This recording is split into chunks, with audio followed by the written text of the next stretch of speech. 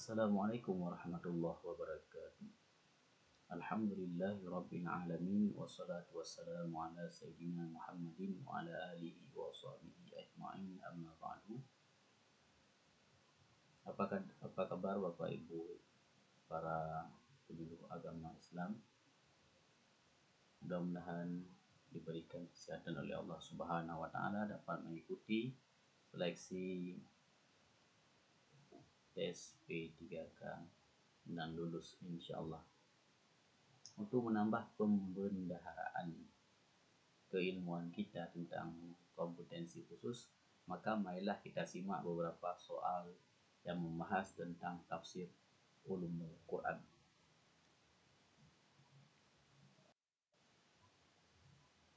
Bismillahirrahmanirrahim. Soal yang pertama. Ilmu yang membahas Al-Quran dari segi pemahaman maknanya sesuai yang dikehendaki oleh Allah Subhanahu wa taala menurut kadar kemampuan manusia adalah pengertian istilah tafsir menurut A. Imam Jazairi, B. Abdul Adim Zarqani, C. Imam Al-Jurjani, D. Imam Az-Zarkashi, dan E. Imam Abu Hayyan. Saya kira mana jawaban yang tepat? Jawabannya adalah B. Abdul Adim Zarqani. 2. Pada masa diturunkannya Al-Quran kepada Nabi Muhammad SAW, beliau sendiri yang menjadi pemberi penjelasan. Keadaan demikian dalam istilah penafsiran Al-Quran. Nabi berfungsi sebagai A. Mubayyin, B. Muayyin, C. Tabayyun, D. Tubayyin, dan E. Mubayyinah. Jawaban yang tepat adalah A. Mubayyin. Soal yang ketiga.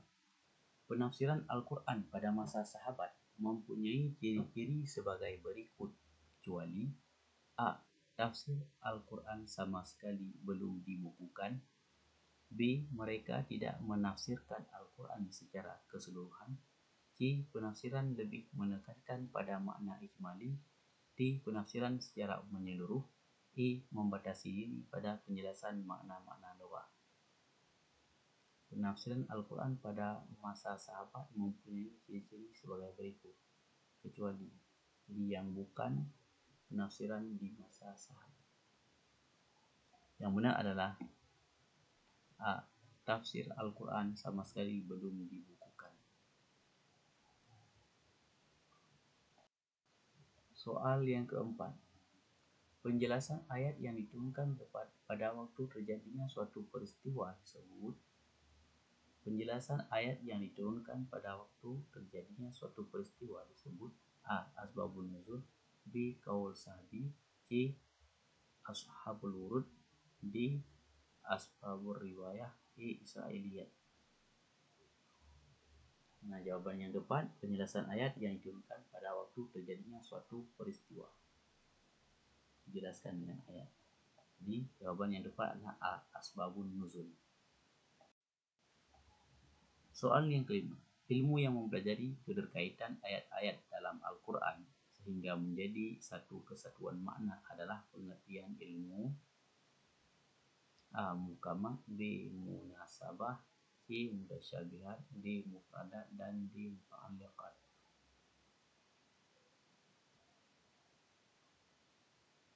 Jawaban yang tepat adalah D. Mufradat.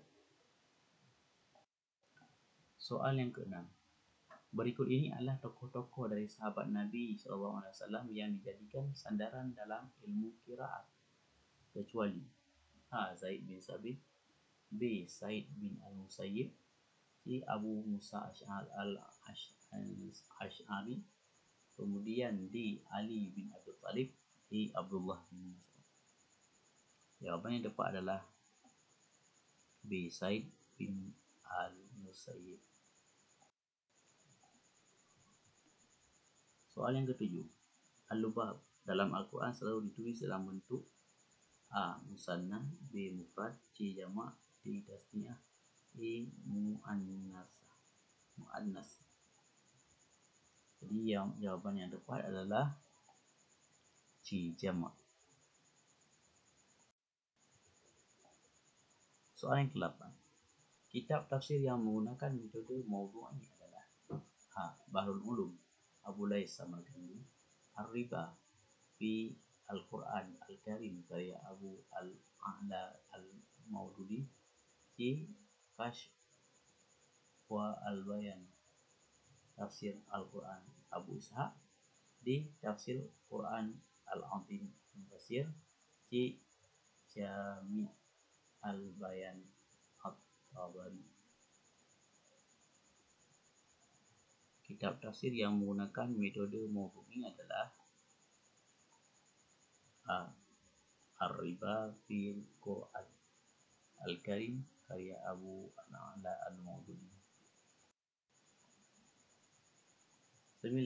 Pada masa Nabi SAW, tafsir bil ma'sur masih berkisar seputar tafsir Al-Quran dengan A. Ijtihad, B. As-Sunnah, C. Qaul Tabi'in, D. Al-Quran dan Sunnah, E. Qaul Sahabat.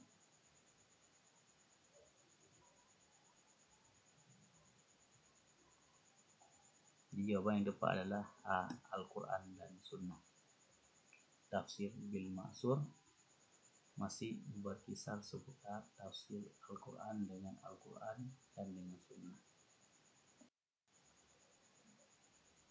Soalan yang 10. Faktor penyebab munculnya tafsir bil ra'i adalah A. Munculnya sekte dalam Islam, C. Besarnya arus urbanisasi, C.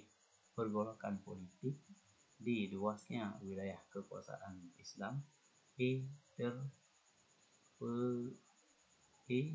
Pergolakan ekonomi. D. Luasnya wilayah kekuasaan Islam, E. Pergolakan ekonomi.